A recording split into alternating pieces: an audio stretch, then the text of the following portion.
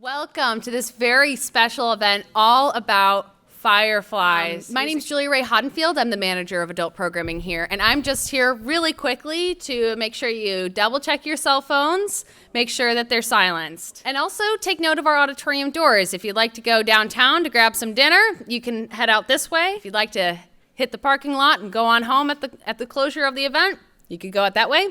The library will be closed at the end of this event. I also want to thank the New Canaan Land Trust for being such an important and special partner to New Canaan Library. We love putting on these programs together, and our joint forces allow us to get really amazing speakers like tonight, Sara Lewis. And so without further ado, please join me in welcoming Beth Sanford, a longtime board member of the New Canaan Land Trust. Thank you so much.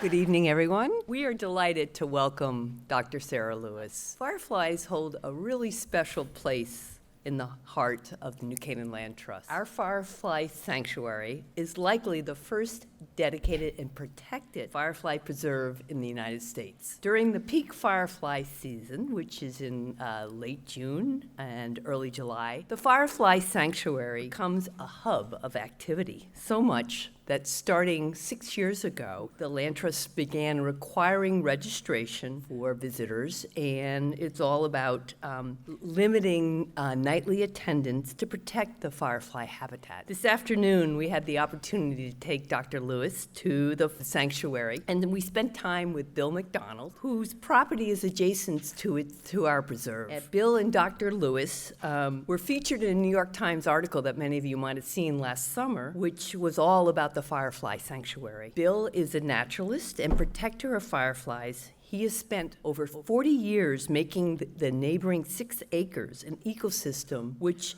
the native plants enable the fireflies to thrive. We can thank Bill for helping protect these jewels of the night. Dr. Lewis, who we're here to hear tonight, is a distinguished biologist and the professor emeritus at Tufts University. She has dedicated the past 30 years to studying firefly behavior, ecology, and evolution. Dr. Lewis recently retired to devote more time to firefly conservation in the United States and around the world as co-chair of IUCN Firefly Specialist Group. You can see that's the logo for the organization there on the lower right. Her extensive work includes over 100 scientific articles, a TED Talk, and popular articles for Scientific American, Undark, Guardian, and the National Wildlife. Her contributions have been recognized by the New York Times, the Wall Street Journal, the Washington Post, CNN, BBC, among others. She is also author of Silent Sparks, The Wonderful World of Fireflies, which I think you may know is for sale in the back by our friends at Elm Street Books. And so with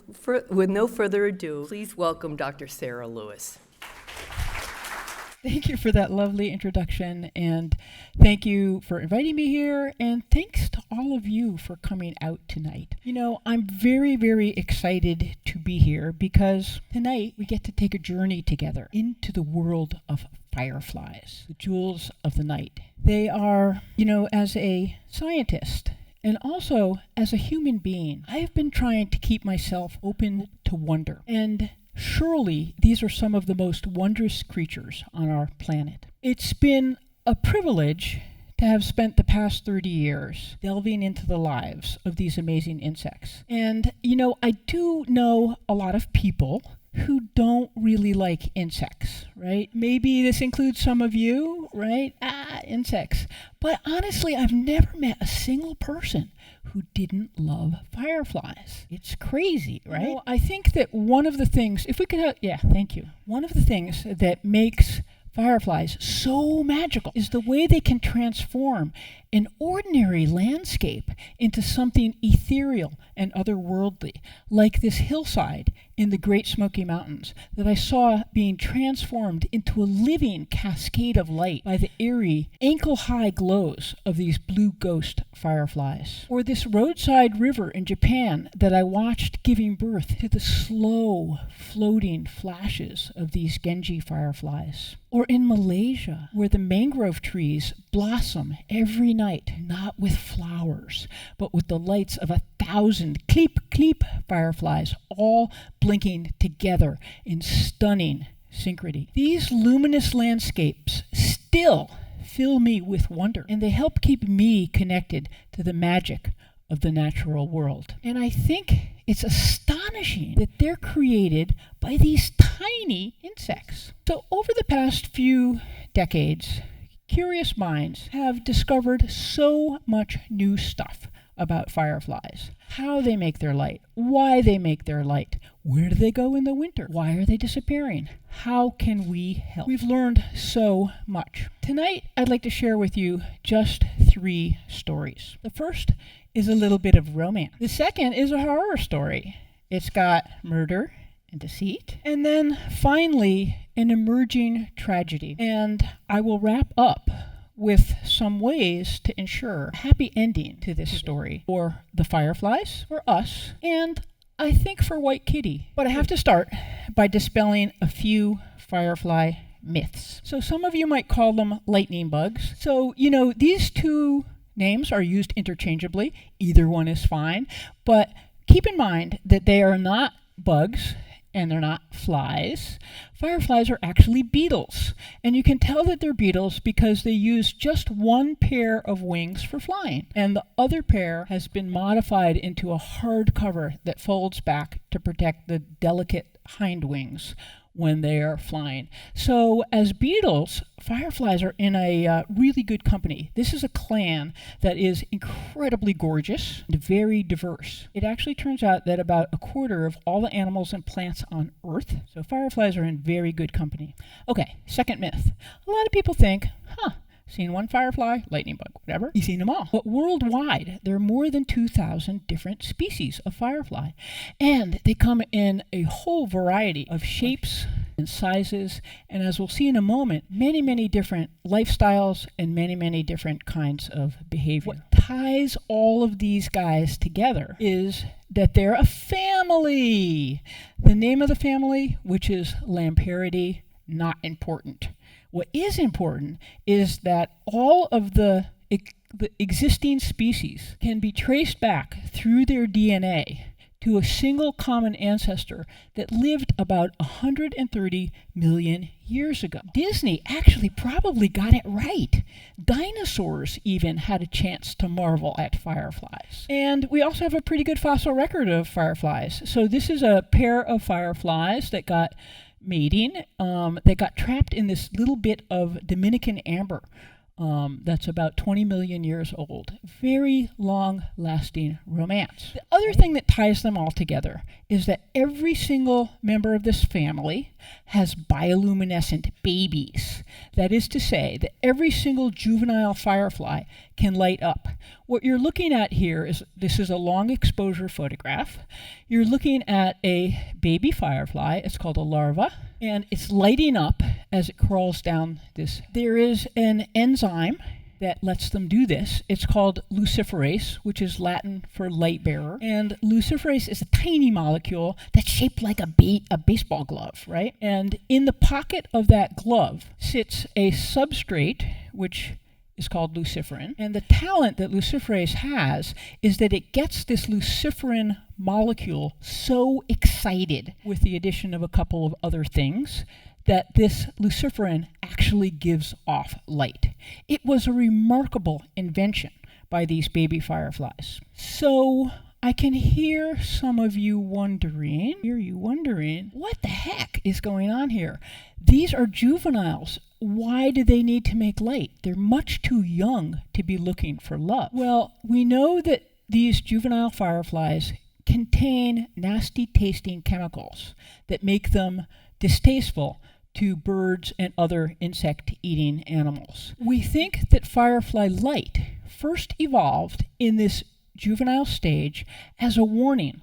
It's like a neon sign that shouts out in the darkness, "I'm toxic, stay away." From those early beginnings as those bioluminescent babies, adult fireflies have branched out to have many, many different courtship styles, so different ways to find and attract their mates. The very first fireflies, we think, probably looked like this. They flew during the daytime, and the adults didn't light up. They're called daytime dark fireflies. And instead, the males actually search for females using their fantastic looking antennae to search out, to smell the perfumes that are given off by the females, chemical signals that the females release. This particularly handsome daytime dark firefly is from Ecuador, but here in the US, we also have daytime dark fireflies, and two very common ones that you can see right now and next month, these guys. The first one of my favorites, the winter firefly. These guys come out, they actually are called that because they spend the fall, the winter, and the spring out as adults on tree trunks. And they start to mate, which these guys are doing here, in the very, very early spring, like in March or even the end of February. If you're out in the woods, you can see these guys, and you look at a tree trunk, you'll see these guys all around. They especially like oak trees, where they can get down, they can hunker down into the crevices. They're really easy to identify because, this is my little mnemonic, yellow parentheses around a central black dot. That's the winter firefly. A couple, maybe a month or two later, the black firefly comes out. These are, we'll see these flying in June, and you can recognize them because they have this beautiful head covering, very, very bright red and yellow, and they also have these flattened, like sawtoothed antennae. And you will see these guys coming out in June, and the males are flying really low over the ground, and they're zigzagging back and forth. They're doing the same thing. They're basically casting for the smell of the chemicals that their females are giving off. The most popular courtship style, at least for us, of fireflies are the flashing fireflies, often called the lightning bugs, including this guy, the Big Dipper firefly. And these are kind of a weedy species of firefly. They're very common. They're called the Big Dippers because the males fly along and they dip down and then rise up sharply as they flash. So they sort of skywrite the letter J. Very distinctive flash pattern. And they're really popular. I think they're really great because they fly very early in the evening, so you can still see their little bodies, and they fly really low to the ground, so they're very easy for kids to catch. And they're found all over the eastern United States, and even out west in a couple of places. So very, very successful firefly. Oh, they also are found in Prospect Park, Central Park. They're the fireflies that you see flashing sometimes in the afternoon or in the early evening in New York City. Okay, so here we have 3 common lightning bug fireflies. Don't freak out. I know they all look the same, right? They all have like these head coverings, sort of semicircular head coverings. They all have these dark wing covers. If you pay attention, they're really easy characters you can find that will tell them apart. And so, for example, if you look at the head covering and there's a raised ridge down the middle of it, that tells you it's a pyractomina. These guys have flat head covering. If you look at the firefly and it has long legs relative to its body size, it's a Futurus firefly. And I guarantee you that anybody here a birder? Okay, so, if you can tell different warblers apart, you can learn to tell these different fireflies apart. No problem. The last courtship style is these glowworm fireflies, like this European glowworm. And this is a female, and what makes them distinct is that these females do not have any wings. They can't fly. They can only dream about flying. So they produce long-lasting glows, and every night they climb up onto a perch, and they hang out there for hours, glowing in order to attract flying males. Here in the U.S., we also have, this is the most common firefly it's the only firefly in most of the UK, all of Northern Europe. It's the most common. They don't have flashing fireflies, they only have glowworm fireflies. So here in the US, we have glowworm fireflies, including probably the best known is the blue ghost firefly. And they're found in the southern Appalachians. And the females, again, these little tiny females, don't have any wings. And they totally look like glowing jewels. They nestle down in the leaf litter, and they glow from these glow spots, trying to attract the males, which look like a normal firefly, more or less. The males are flying around. In this case, the males are producing these very, very long-lasting, more than a minute, glows as they're flying over the leaf litter on the forest floor, looking for these jewels. Okay, last myth. Fireflies mean summertime, right? Not really, because it's important to remember that these fantastic displays that we admire so much and love so much are only produced by the adults, and they're just the tip of the proverbial firefly. So, to appreciate this, let's take a quick spin around this life cycle. A firefly's life is a journey of remarkable transformation. We'll start with the adults, right? Familiar adults. After they do their thing, the female will crawl down and she'll lay her eggs in a moist place, like soil or moss, along the roots of vegetation. And after about 2 weeks, these eggs will hatch out into little tiny larvae. And you can actually see, if you look carefully, you can see the larvae that are curled up inside the eggs. This is a guy who's just crawling out. The larvae will crawl down underground, where they will stay for a while, eating and growing, eating and growing. These larvae are voracious carnivores. They eat snails, slugs, earthworms, and they have, hard to pick out and hit this, they have very, very sharp jaws. They're shaped like ice tongs, very, very sharp, sickle-shaped jaws, which they can use to take down prey that's much, much bigger than they are. And so the way they do this is this is an earthworm. Here we have a bunch of earthworms. The earthworm is much, much bigger than the baby fireflies. They bite the earthworm repeatedly. Every time they bite, they actually are injecting paralyzing neurotoxin into the earthworm's body. The earthworm gets paralyzed, and then the larvae will switch over to injecting digestive enzymes, basically liquefying the prey and then slurping it up. I know. And they do this for months and months at a time. When they finally get big enough, after all of this eating and growing, they will transform into pupa, which is also underground or in rotting wood. And then finally, after maybe another couple of weeks, they'll transform back into the adult stage. These juvenile, once they turn into adults, they're only interested in procreation, right? Getting their firefly genes into the next generation. They do not, most adult fireflies don't eat, they don't sleep, they don't scroll, they don't do any of that stuff. No distraction. In these juvenile stages, all underground, they're living here in New England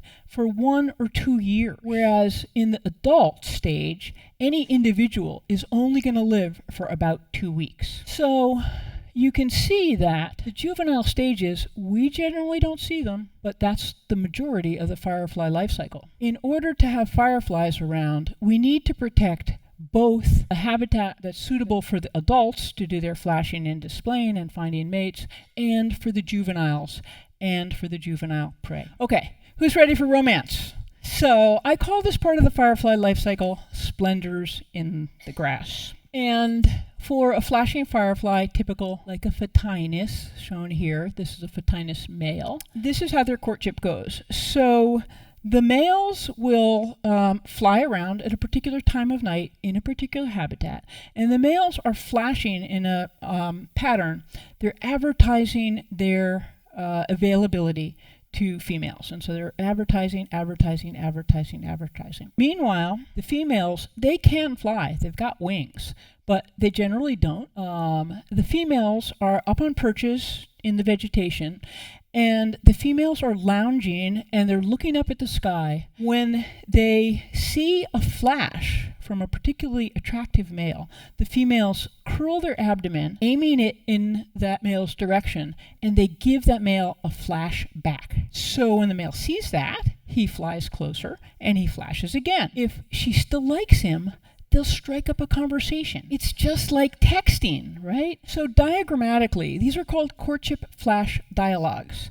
And diagrammatically, a dialogue might look something like this. In this particular case, the male is signaling with a single flash repeated at 4-second intervals. That's his flash pattern. His female, same species, might or might not respond to that male flash with a flash, usually a single flash, sometimes double flashes, of her own. These so-called courtship codes are for many fireflies. Particular species have different flash codes. And so, for example, this is the Big Dipper firefly with its J-shaped, its name is Photinus pyralis, J-shaped flashes, so a long 1-second flash given in a J shape. Other firefly species have very quick, snappy flashes repeated. Some have triple flashes. Some have sort of flickery flashes.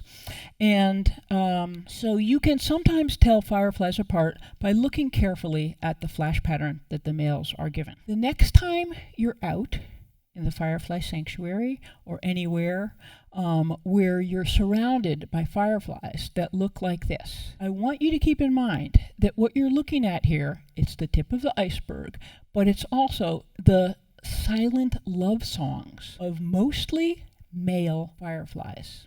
There is a dark side to fireflies. This is not a kiss of love. This is a horror story. Okay. So this is a horror story. It has two main characters. One of them you've just met. It's a Photinus male, the smaller guy here. We were just talking about his romantic flash dialogues. He is wrapped in the embrace here of a Photurus female. And what's going on here? North America, nowhere else in the world, is home to a particular group of Photurus fireflies that have very big eyes, the better to see you with, my dear. And they have very long legs, the better to grab you with, my dear. Remember, most other fireflies don't eat much when they turn into adults, but these guys do. In fact, I'm going to offer you this mnemonic. I know, it's confusing, right? Photinus, Photurus, Photinus, Photurus. Mnemonic for Photurus. Photurus! They are fierce predators. And in fact, you know, people, I kind of think, like, they're not too big. They're like pretty small beetles. But if Photurus were the size of house cats, people would be afraid to go outside at night. They can really do a job on Photinus. Okay, so they have been dubbed femme fatale because these fireflies, the females, have learned to target the males of other firefly species. And this is how they do. So the hunt begins with a male sitting quietly on a leaf, and he is eavesdropping on the courtship conversation that's going on between a male and a female of his intended. So first, the prey male flashes. Do you love me? His own female responds, maybe. So he flashes again. This time, the predator female responds with a flash that looks exactly like what the other female just said. If she's good at imitating, she can lure the Photinus male close enough that she can reach out with her long legs and grab him. She is not looking for love. She's looking for dinner. What happens next is shown in this extremely short video. If you're feeling squeamish, or if you just had dinner, you might want to avert your eyes. It's only 15 seconds long, so not to worry. You won't miss anything. But so let's see. Okay, this is a Photurus female that has caught a Photinus male, and she's ripping into him. She started at the neck. She's eating all the soft parts. She's discarding the hard parts, the wing covers. After about an hour, that's all that's left. Just these are the chewed up soft parts. These are the hard parts. You can see the bites, the leg. Yeah, anyways. So, what is going on? Most fireflies don't eat anything once they turn into adults. What in evolution's name could have caused this one particular group of fireflies to driven it to such predatory extremes? It's crazy. And we've wondered this for years. Well, it turns out prey fireflies, like Photinus, have the ability, just like their juveniles, to produce toxins that look like this, that actually protect them. They taste nasty. They're extremely toxic to birds and to other insect eaters. So they protect these guys. But the Photinus predators, for reasons we don't yet know, somehow along the line lost the metabolic machinery that they need to make their own protective toxins. Instead, they rely on eating Photinus in order to protect themselves and their eggs. The females sequester the toxins in their body and then transfer them into their eggs. They protect themselves and their eggs against predators. Our last story, which is the tragedy, begins with this 17th century haiku, "Firefly's light, how easily it goes on." And I love this because it captures both the wonder, the fragility of these amazing creatures. And it is indeed a sad fact that in many parts of the world, firefly lights are fading out. In 2020, we stayed busy talking to firefly experts from all over the world and asking them just a couple of questions. What are the most important threats that fireflies in your country are facing? And we were surprised because pretty much everywhere, the same three top threats came back to us. First and most important threat, the biggest culprit in the decline of fireflies everywhere, is the loss of habitat. The fields and the forests, the marshes and the meadows that fireflies need to survive are giving way to commercial and residential development, to parking lots and roads, to more and more extensive and intensive agriculture. We do not need a scientific study to tell us this, right? And this habitat loss really hits hard on certain firefly species, the so-called habitat specialists. These are the fireflies that need particular conditions in order to complete their whole life cycle. So I'd like to tell you the story of just one of these. It's called the Bethany Beach firefly, and it makes its home in freshwater coastal wetlands right along the Atlantic shore, very, very close to the ocean, in Delaware, Maryland, and Virginia. During the summer, the males fly around their wetland habitat, giving these really bright double flashes, a very distinctive firefly. A few decades ago, their coastal habitat looked like this. More recently, their habitat looks like this. What you're seeing here, this is a real estate ad from 2019, advertising a new development that is being built, is since been built, on top of a big wetland area that was once home to a thriving population of the Bethany Beach firefly. Once the development went in, the habitat was destroyed, the Bethany Beach firefly population. These fireflies need specific conditions in order to survive. Once their habitat is destroyed, they can't just pick up and move. And once you understand the life cycle, right?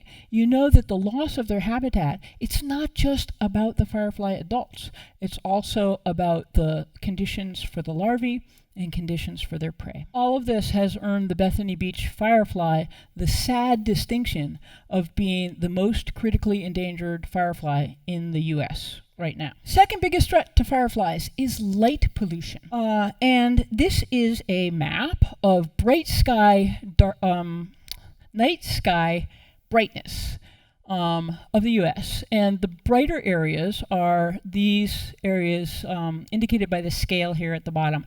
It's the ability to see the night sky at night. And so the brighter areas, most of the North America, in fact, people who live there can't even see the Milky Way, even on the very clearest winter nights because of light pollution. And so this has kind of snuck up on us, right? So over the last century, this is the increase in night sky brightness in the eastern U.S. It kind of just happened, right? And it's gotten much worse with LEDs, by the way. But light pollution is really, it's not cool, but it's convenient because it's reversible, right? If we can just learn to switch off or shield our lights, we can avoid the situation that's been projected for the near future. We know a lot about how light pollution impacts firefly courtship. It totally messes up their courtship. So studies that have been conducted on U.S. fireflies and fireflies elsewhere in the world have shown that light at night lowers the rate at which males flash. So the males are flying around advertising. If it's bright out, they don't flash as much. And it reduces females' tendency to respond. So if it's bright out, the females can't see the males and they don't respond. They don't flash back. All of this messes up the courtship dialogue, and it means that they don't successfully mate. This is basically firefly heartbreak, a recipe for firefly heartbreak.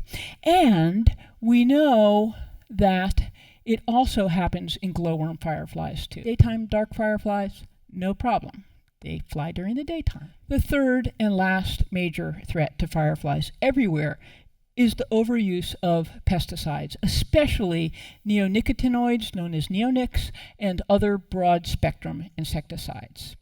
So these are chemicals that are widely marketed, home and agricultural use. They are highly persistent in the soil and in water, and they are known to be toxic to a wide range of beneficial insects and also to earthworms. These, you can go into Home Depot and see these and many, many more on the shelf. And my least favorite, I don't like any of them, but the complete insect killer, okay, kills surface insects in 24 hours, kills soil insects for up to 3 months. And remember, the soil is where firefly larvae hang out. Recent article that appeared in the New York Times points out a poison meant to kill invertebrates will kill every invertebrate in the yard, including fireflies. Even in the face of all of these threats, I still feel optimistic because, we've learned so much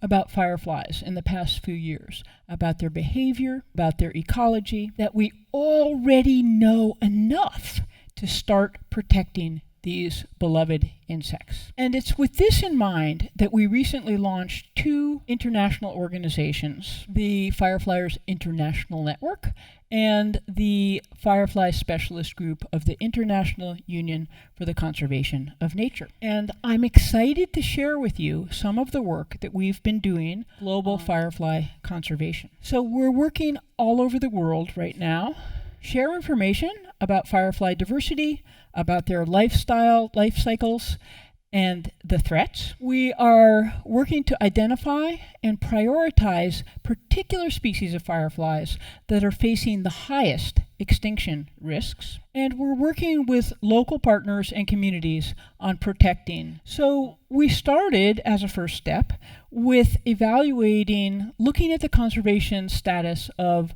about 130 different firefly species in the U.S. This is not all of them, but it's the vast majority. And we did this by gathering data and sorting species into one of 5 categories on the IUCN Red List. And this is a way of ranking species, all animals, all plant species. The same criteria are used to rank them according to the risk of going extinct in the near future. And these range from right to left, from DD, meaning data deficient. We do not have enough information to be able to say what the conservation status of a species is. Least concern is no worries. These are species that are doing great. They're not at risk of extinction. Through near threatened to 3 different increasing levels of likelihood of going extinct. And this is what we found out. So this is good news. About a third of U.S. firefly species are doing fine. They are least concern. Don't worry about them. They're usually habitat generalists. They're doing great.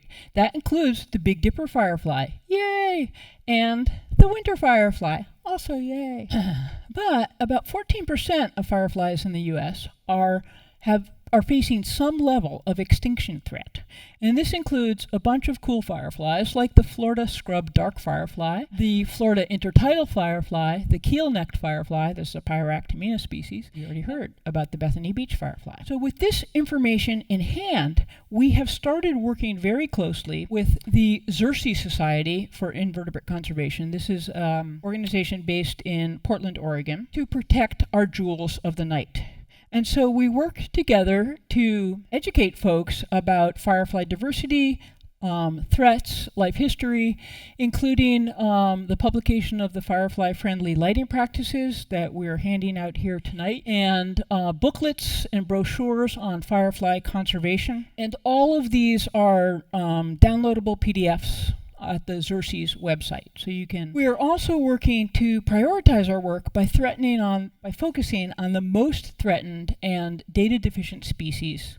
So for example, the Firefly Atlas is a recently launched project that helps, where citizen scientists can help us track and conserve threatened and data deficient species in the US. And right now, we're focusing on threatened species in these areas where a lot of the threatened species occur. We're also working with folks at local, state, and federal levels to reduce threats and to protect habitat for threatened species like the Florida intertidal. Those are just a few of the things that we're doing to protect the jewels of the night.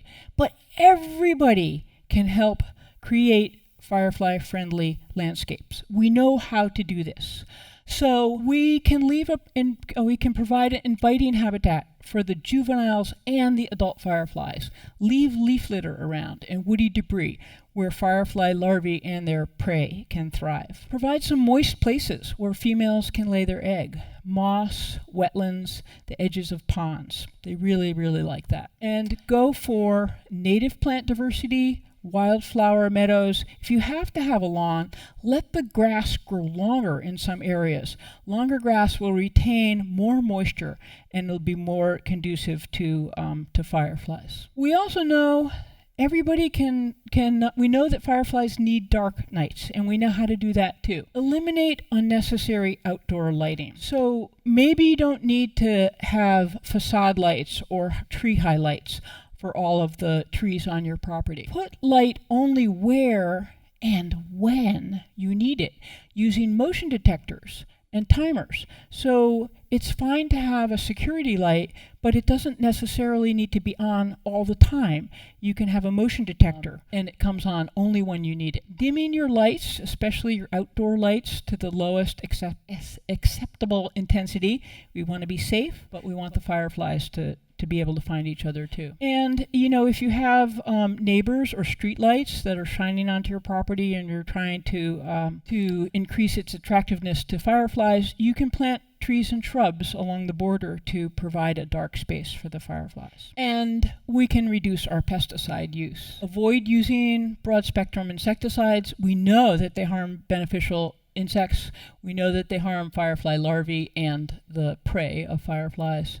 Use organic or least toxic. I think it's awesome that the first U.S. Firefly Sanctuary is here in New Canaan. And I thank Bill and Mary Ellen McDonald for that, the New Canaan Land Trust. This is an awesome thing that you guys have done. And I think it's time to think about sparking Firefly Sanctuary movement. These are places clearly where they're not just for fireflies, right? They're also for people. These are places where people can go and experience the magic of fireflies and reconnect with nature. Really, really important. So I would love to see you guys bringing this idea to the Land Trust Alliance. I imagine a network of firefly sanctuaries all across the country where people can go and see fireflies and see what you guys have here. And hey, what about a homegrown national park for fireflies? I know you've had my friend and colleague Doug Tallamy come and talk with you here, and so you already know that this is a movement to convert lawns into pollinator habitat for pollinators and other insects, including fireflies. That's their logo, right? Yeah, why not a homegrown national park for fireflies? I know that some of you maybe are, I don't know, maybe not any of you, but I've heard people say, hold on, why do we really need all these fireflies, right? They're just one tiny bit of Earth's biodiversity. You know, I think of it as a room full of candles, right? And you're extinguishing these candles, you might not even notice when the first few flames flicker out. But in the end, you are left sitting in darkness. Whether we're scientists or chefs, artists, engineers, we all dream about the kind of world we want our children to inherit. I, for one, hope that their world includes fireflies because they give each of us gift of wonder. It's like an infallible recipe for falling in love again and again with nature. So I'm going to close with just 2 more ways to help keep the firefly magic alive. This year and every year, in the first weekend of July, Fireflies International coordinates World Firefly Day. And so you can come join us. The theme this year is Fireflies, our cultural heritage. You can join us by just stepping out into the night and admiring your local fireflies in nature preserves, in your backyard, in neighborhood parks. You can find out more about this at the Fireflies International website. Hey, we also have a Facebook page. Fireflies International does really good work. If you're willing and able, please consider supporting our mission to help keep the firefly magic alive. Beth already mentioned, this is totally true, right? The book I wrote was called Silent Sparks. If you love fireflies, I wrote this book for you. You can check it out at your excellent local library, or you could pick up a copy in the back. I'd be happy to sign it for you. So with that, I want to thank the Land Trust Board for inviting me. I want to thank Bill and Mary Ellen McDonald for being friends of fireflies, and the New Canaan Library for inviting me here to talk to you tonight. So I would be very, very glad to hear your ideas, your suggestions, your questions, your aspirations. Thank you.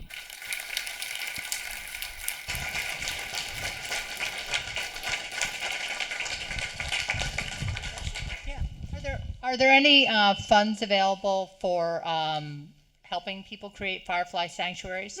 Not that I know of.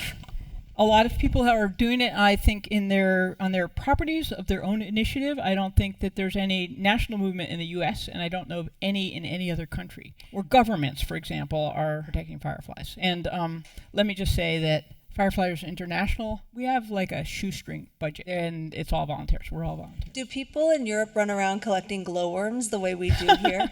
No, that's a great question. No, but they do go around admiring glowworms, and this is glowworm season right now. So there's a UK glowworm, if you're on Facebook, UK glowworm Facebook page, and the larvae are out right now, and people are very excited about them. They're so yeah, actually in the UK. People have been keeping track of glowworm numbers very, very carefully for many years.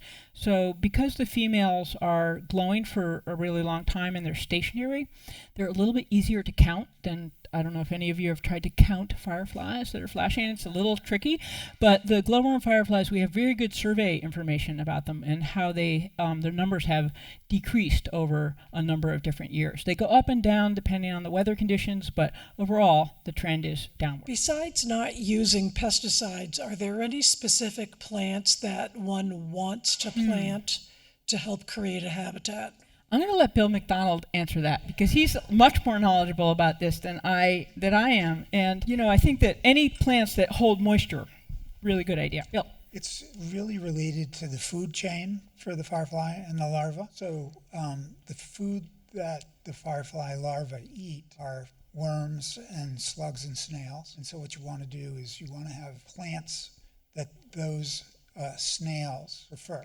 So the answer is asters and goldenrod and, things like Joe Pye weed, the stuff that we would normally have in a pollinator pathway meadow. So that's how we do it. And you may end up with, as Sarah has in her book, the firefly needs 70 snails to mature through their feeding cycle. And so I raise millions of snails by planting the right plants. So plant plants for firefly larvae, which will turn into firefly adult. For snails, for firefly larvae, they're sharp jaws.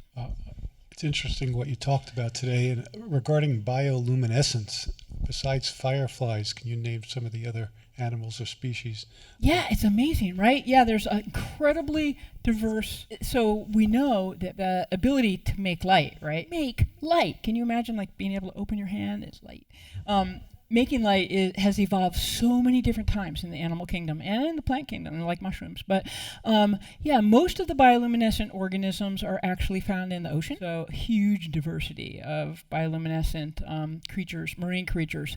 Many fewer bioluminescent land animals. So fireflies are like the most widely distributed one, but there's other groups of beetles that are also bioluminescent, and it is confusing because they're also called glowworms, but they're not glowworm fireflies. The glowworms in New Zealand and Australia, right? That's the larva of a fly uses bioluminescence to lure prey, and then they get attached to little sticky droplets. Completely different firefly glowworms. But yeah, there's a lot. And they have all evolved different luciferases. The molecule's not the same molecule. Thank you for coming. Very interesting. Three-part question. Varieties are in this area, which maybe Bill would know very well.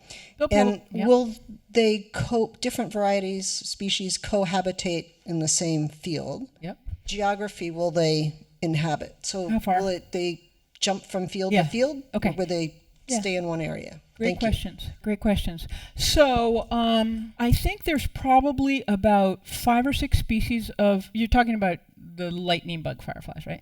So 5 or 6 species of Phytinus, tiny guys. Maybe 4 or 5 species of Pyractomina, and probably a half dozen species of Phyturus in Connecticut. And so, what is that, like 18 different species? Pretty good firefly diversity.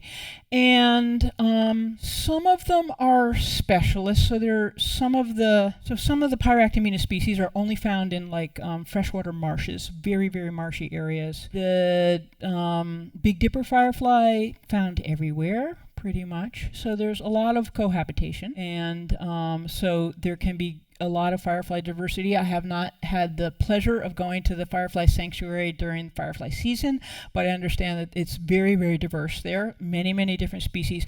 They don't always, one important thing to keep in mind, even if they're in the same habitat, they're not always out at the same time. So there's a species that comes out very early, and Bill tells me that they're out already here now. It's a Pyractomina species, flies very high up in the tree tops, light bulb flashes going off. They're actually out now when it's warm enough. And then later in the season, and sometimes later at night, different species come out at different times of night, different times during the season. So they might all be using the same habitat, but they're not all going to be there at once. And how far can they disperse? So the eggs, obviously, pretty stationary. The larvae, pretty stationary. They really don't go very far. Phyturus larvae, I've seen them trucking along. They might get from here to the other side of the stage in a couple of nights. They're not going to really go very far. The Phytinus adults are very slow flyers. They can get blown by the wind. So I think they might be wind dispersed, actually, sometimes if there's a big storm. Phyturus are better flyers. They're pretty strong flyers, and they could fly in a strong wind. But they're not going to go very far. They might go, I've seen them flying down a road to another appropriate habitat, maybe a half mile, something like that. They're not they're not like monarchs. They're not migrating across vast distances. But it's a great question. To be honest, I once did a study where I marked a bunch of fireflies with little tiny drops of fluorescent paint. And I released them and then let them go. And then I went to try to find them again. And I went out, this is many years ago with my students, and we had circles of surveying tape. We went out hundreds of meters out, and we never found any. It was a completely failed experiment. I'd like to know what makes an area friendly to fireflies? I understand there are no fireflies in Florida. Oh, there are fireflies in Florida. You know what? Yeah, that's a good myth. Yeah. So people don't think there are fireflies in Florida, often because they're in places where it's really brightly lit, and they're not evenly distributed all across Florida, but there's quite a few different species of firefly in Florida. And people also think that there aren't any fireflies out west.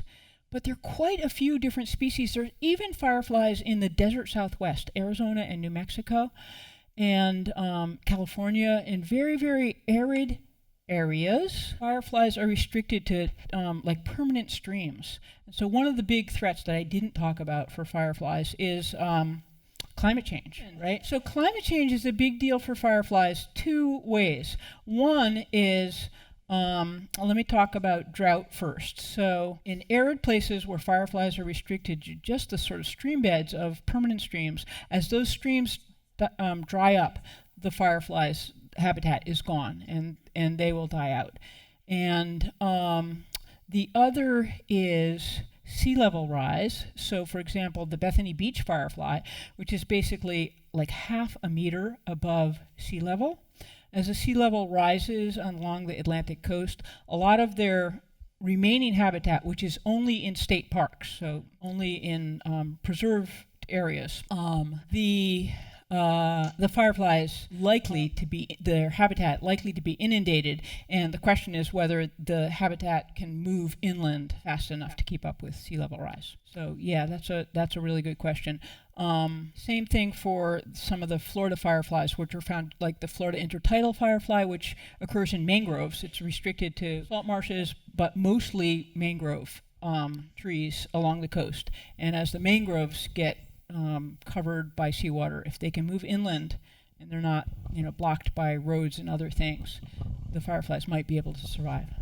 Okay, we have one more question here tonight. Thank you. Hi. I'm curious, are there things that you've learned about fireflies that are applicable to other species as you study their behavior and issues concerning their survivability and adaptation and things like that? Or said it another way, how much crossover or information sharing goes on in the research and academic communities about this stuff? That is a great question. Thank you for asking it. And I would say that everything I have talked about tonight in terms of threats to fireflies, I only talked about fireflies because that's what I know best, is also applicable to every other insect species. So habitat loss is a really big deal for insects. Light pollution, it doesn't matter if they're nocturnal or not. Light pollution is a really, really big threat to all insect species.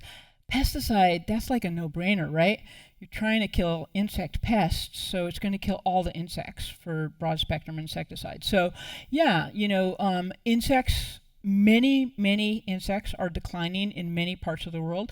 If you happen to like birds, that's a really big problem because insects are a major food for baby birds. And so everything I said about threats to fireflies applies to other species. So yeah, the Xerces Society does a lot of work on pollinator conservation. They chose fireflies to work on. I want to thank you so much, Dr. Sara Lewis. Thank you for joining us tonight, and I want to thank New Canaan Land Trust again for all the amazing work that they do. There's some information about the Land Trust in the back and a couple more copies of Silent Spark to be purchased as well. And thank you all for coming out tonight in this drizzly weather and for being here and for listening to me go on and on about fireflies. Thank you.